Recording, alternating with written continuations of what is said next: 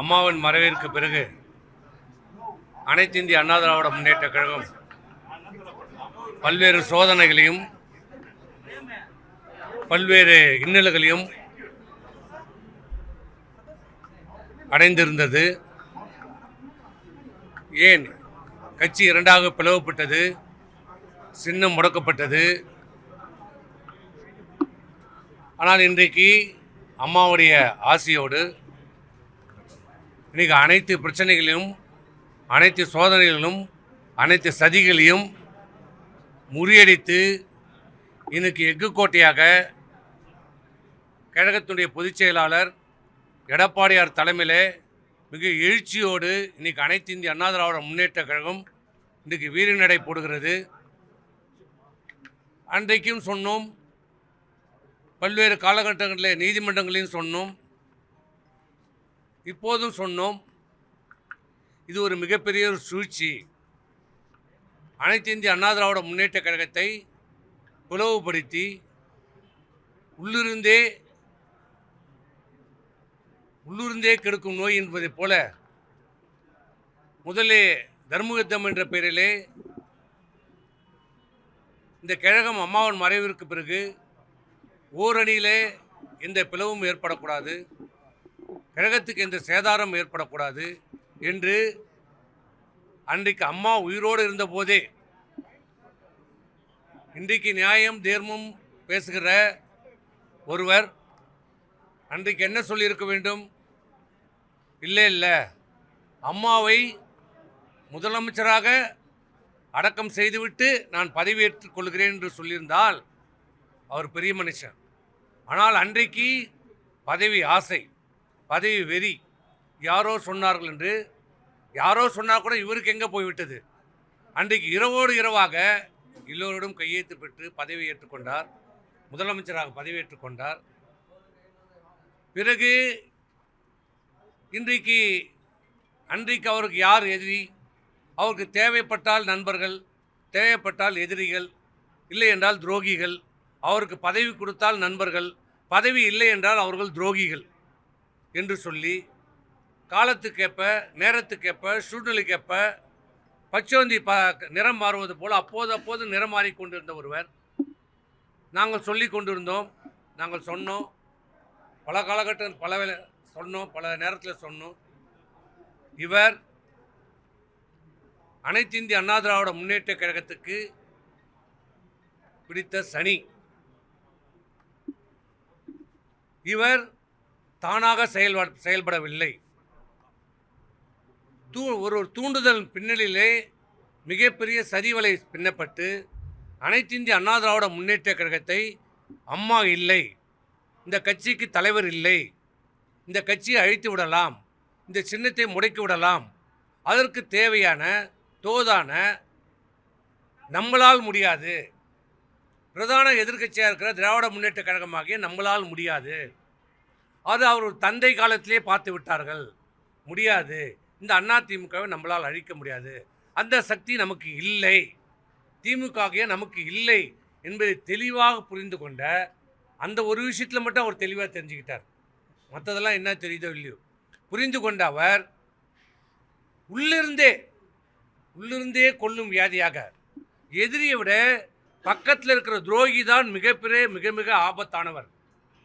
எதிரியால் சாதிக்க முடியாததை ஒரு நண்பன், கூடியே இருந்த நண்பன், கூடியே ஒன்றா இருந்து ஒன்றா சாப்பிட்டு ஒன்றா படுத்து எல்லாத்திலையும் பங்கெடுத்து கொண்ட ஒருவன் துரோகியாக மாறினால் அவன் 1000 எதிரிக்கு சமம். அப்படி இந்த இயக்கத்தை அழிக்க வேண்டுமென்றால், இந்த அனைத்து இந்திய அண்ணா திராவிட முன்னேற்ற கழகத்தை ஒழிக்க வேண்டுமென்றால், இந்த அண்ணா திமுகவிலிருந்தே ஒருவரை நாம் கைகூலியாக உருவாக்க வேண்டும். அந்த கைகூலியை வைத்து இந்த அண்ணா திமுகவை பிளவுபடுத்தி சின்னத்தை முடக்கி இந்த கட்சியை அழித்து விடலாம் என்று தேர்ந்தெடுக்கப்பட்ட ஒரு நபர்தான் இன்று திமுகவிலே தன்னை இணைத்து கொண்டிருக்கின்ற. ஒரு காலத்திலே நான் அம்மாவின் விசுவாசி என்று சொல்லி அம்மாவையும் ஏற்றி, அம்மாவை சுற்றி இருக்கிற அந்த குடும்பத்தாரையும் ஏமாற்றி தமிழகத்தினுடைய முதலமைச்சர் பதவி வரை அனுபவித்தது மட்டுமல்ல, இந்த கட்சியினுடைய ஒருங்கிணைப்பாளராக கூட இருந்து கொண்டு, இன்னும் சொல்ல போனால் இந்த இயக்கத்திற்கு எதிர்ப்பாக அம்மாவின் மறைவிற்கு பிறகு இந்த இயக்கத்தை அம்மா தொடர்ந்து 2வது முறையாக வெற்றி பெற்ற அந்த அம்மாவுடைய ஆட்சியை கவுப்பதற்கு திமுகவோடு துணை கைகோர்த்து கொண்டு அந்த ஆட்சியை கவுறதுக்கு வாக்களித்த அந்த பன்னீர்செல்வத்தை மன்னித்து மீண்டும் இந்த இயக்கத்தில் இணைத்து கொண்டு இந்த இயக்கத்துடைய ஒருங்கிணைப்பாளர் பதவியும் கொடுத்தோம். அதன் பிறகும் இந்த இயக்கத்தை முடக்குவதற்கு இந்த திராவிட முன்னேற்ற கழகத்தோடு கைகோர்த்து கொண்டு சரி செய்து இந்த இயக்கத்தை அழிப்பதற்கு ஒவ்வொரு கட்டத்திலையும் ஒவ்வொரு காலகட்டத்திலையும் பல்வேறு நடவடிக்கைகள் எடுத்தார். இந்த இயக்கத்தை விடாமல் இருப்பதற்காக முடக்க நினைத்தார். எந்த முடிவும் எடுக்க முடியாமல் இருப்பதற்கான தடைகளை போட்டார். ஒவ்வொரு முடிவு எடுத்தாலும் அதற்கு காலந்தாழ்த்தினார், முடக்கம் செய்தார், செயல்படாமல் பார்த்து கொண்டார். அதிமுக வேகமாக செயல்படாமல் பார்த்து கொண்ட பணியை, திராவிட முன்னேற்ற கழகம் செய்ய வேண்டிய பணியை, திமுக செய்ய வேண்டிய பணியை உள்ளிருந்தே அண்ணா திராவிட முன்னேற்ற கழகத்தில் இருந்து அது அண்ணா திராவிட முன்னேற்ற கழகத்துடைய ஒருங்கிணைப்பாளராக இருந்து கொண்டே அந்த பணியை அதிமுக எதிரான பணிகளை செய்து கொண்டிருந்த ஒருவர் பிறகு எந்த இயக்கம் அவருக்கு பதவி தந்ததோ, எந்த இயக்கம் அவருக்கு சேர்மன், நகரமன்ற தலைவர், சட்டமன்ற உறுப்பினர், அமைச்சர், தமிழ்நாட்டுடைய முதலமைச்சர், இந்த இயக்கத்துடைய ஒருங்கிணைப்பாளர் பதவி தந்ததோ, இந்த அலுவலகம் இந்த அலுவலகம் புரட்சி தலைவர் எம்ஜிஆருடைய துணைவியார் திருமதி ஜானகி அம்மையார் கொடுத்த இந்த இயக்கத்திற்கு கொடுத்த தானமாக கொடுத்த எந்த எதிர்பார்ப்பும் இல்லாமல் எந்த ஒரு நயா பைசா வாங்காமல் இந்த இயக்கத்திற்காக கோடிக்கணக்கான தொண்டர்களுக்காக தானமாக வழங்கிய கோயில் போன்ற அதிமுக தொண்டர்களுக்கு கோயிலாக கருதப்படக்கூடிய இந்த அலுவலகத்தை இங்கு நின்று கொண்டிருக்கிறதே, இந்த அலுவலகத்தை தன் காலால் எட்டி உதைத்து செய்த பாவம். அதனால் கட்சியினுடைய பொதுக்குழு இதற்கு மேல் இவருடைய துரோகத்தை சகித்து கொள்ள முடியாது. இதற்கு மேல் இவருடைய சதி திட்டத்தை நாம் தாங்கிக் கொள்ள முடியாது. அனைத்து அண்ணா திராவிட முன்னேற்றத்தை அழித்து விடுவார் என்று பொதுக்குழுவால் முடிவெடுக்கப்பட்டு இப்படிப்பட்ட சதிகாரர்கள், துரோகிகள், கைகூலிகள், காட்டி கொடுப்பவர்கள், எட்டப்பர்களை இந்த இயக்கத்தில் இனி இருக்கக்கூடாது என்று பொதுக்குழு தீர்மானம் ஏற்றி இவர்களை வெளியேற்றியது. வெளியேற்றிய பிறகும் பல்வேறு டிராமாக்களை போட்டார், நடித்தார், நாடகம் போட்டார், அழுதார், உருண்டார், புரண்டார். நியாயமாக ரொம்ப நியாயஸ்த மாதிரி பேசுகிற மாதிரி, எனக்கு எந்த பதவியும் வேண்டாம், என்னை சேர்த்துக் கொள்ளுங்கள். பாம்பை வீட்டுக்குள்ளே என்ன விட்டான்னாவும் ஆமையை வீட்டுக்குள்ளே விட்டா ஆமாம் அமைதியாக தான் இருக்கும், ஆனால் வீடு விளங்காது, நாசமாக போயிடும்.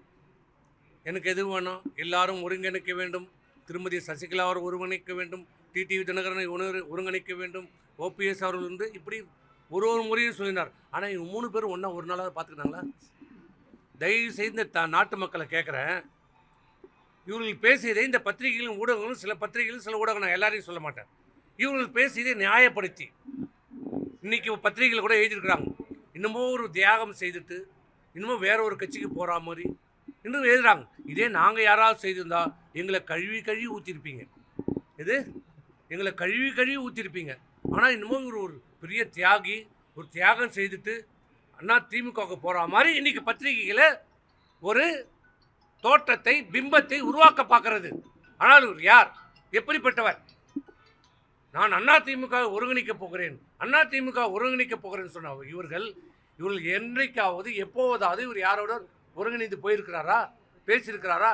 இன்னைக்கு திமுக போய் பார்க்குறாரு, அப்புறம் மறுநாள் போய் அமித்ஷா போய் பார்க்குறாரு, அப்புறம் அங்கேயே போய் பார்க்குறாரு, அப்புறம் இலங்கைக்கு போகிறாரு, எங்கே போகிறார், எங்கெங்கேயோ போகிறாரு, யாரையோ பார்க்குறாரு. ஆனால் இன்றைக்கி என்ன நடந்தது? நாங்கள் சொன்னது இன்றைக்கி உண்மையாகி இருக்குது. இன்றைக்கி உண்மையாகிறதுல ஊடக பத்திரிகைகள் நாங்கள் கேட்குறோம், பொதுமக்களையும் நாங்கள் கேட்குறோம். நாங்கள் அன்றைக்கி சொன்னது இன்றைக்கி உண்மையாகி விட்டதில்லை. இவர் திமுகவோடு, முதலமைச்சரோடு நெருங்கிய தொடர்பு இருக்கிறார், திமுகவுடைய பி டீமாக இருக்கிறார்.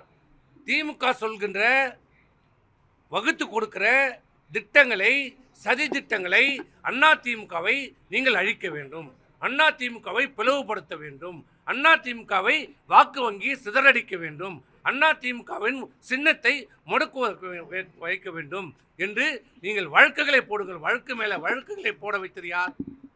இன்றைக்கு தெரிகிறதா? யார் செய்தது?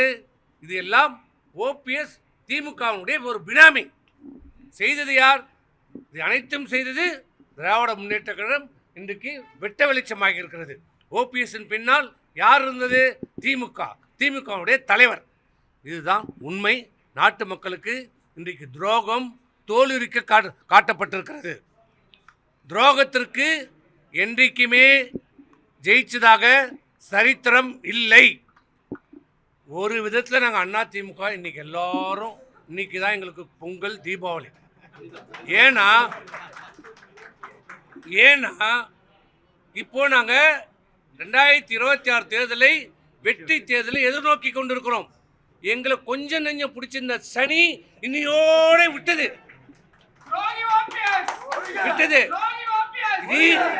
எங்களுக்கு பூசணிக்காய் சுத்தி திருஷ்டி சுத்தி போட வேண்டியதுதான். எங்களுக்கு எல்லாம் ஒழிஞ்சது. இன்னொன்னு சொல்லியிருக்கிறார் முக்கியமா. இதை நீங்க தான் சொல்லணும். நான் என்னைக்குமே தீய சக்தின்னு சொன்னதில்லை. அதிமுக தொடங்கப்பட்ட 1972 என்னைக்கு தொடங்கப்பட்டதோ புரட்சித் தலைவர் எம்ஜிஆர்லேருந்து சாதாரண அட்டை வைத்திருக்காத அதிமுகவோட அனுதாபி கூட சொல்கின்ற முதல் வார்த்தை தீய சக்தி, தீய சக்தி, தீய சக்தி. அப்படி நான் தீய சக்தி என்று சொல்லவில்லை என்றால் இவர் யார்? அப்போ இவர் உண்மையான அதிமுக இல்லை. எத்தனை மேடையில் எத்தனை கூட்டத்தில் இவர் சொல்லியிருக்கிறார். இன்றைக்கு அப்பட்டமாக பச்சை பொய்யை இன்றைக்கு சொல்லுகிறார். இதை நீங்க தெரிஞ்சுக்கணும்.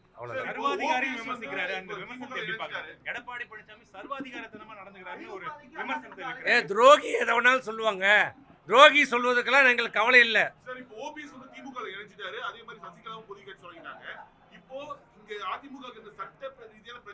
எங்களுக்கு சட்ட பிரச்சனைகள் அனைத்தும் எந்த பிரச்சனை வந்தாலும் அதிமுக சந்திக்கும், எதிர்கொள்ளும். நாங்கள் அதை பற்றி எந்த காலகட்டத்திலையும் பயப்பட்டதில்லை, அச்சப்பட்டதில்லை. ஆனால் இவர்கள் போட்ட ஓபிஎஸ் போட்ட வழக்குகளை நீதிமன்றத்திலே அதற்கான பதில் வரும். தேனி மாவட்டத்தில் வந்து அதிமுகவோட கோட்டை இப்போது ஓட்டைன்னு சொல்றாரு ரவீந்திரநாத். அந்த ஓட்டை இவர் துணை முதலமைச்சராக இருந்தார். யாரு? தேனி மாவட்டத்தில் ஓட்டை ஊந்ததுன்னு சொல்றாரு. அந்த தேனி மாவட்டத்தில் தான் இவர் துணை முதலமைச்சராக இருக்கின்ற போது அந்த இடைத்தேர்தல் வந்தது. ஆண்டிப்பட்டியில் அம்மா நின்று வெற்றி பெற்ற, புரட்சி தலைவர் நின்று வெற்றி பெற்ற ஆண்டிப்பட்டி. இவர் குடியிருக்கிற ஊர் பெரியகுளம் தொகுதியில் இடைத்தேர்தலில் தோல்வி அடைந்தது. ஓட்டை ஊந்தது தான்.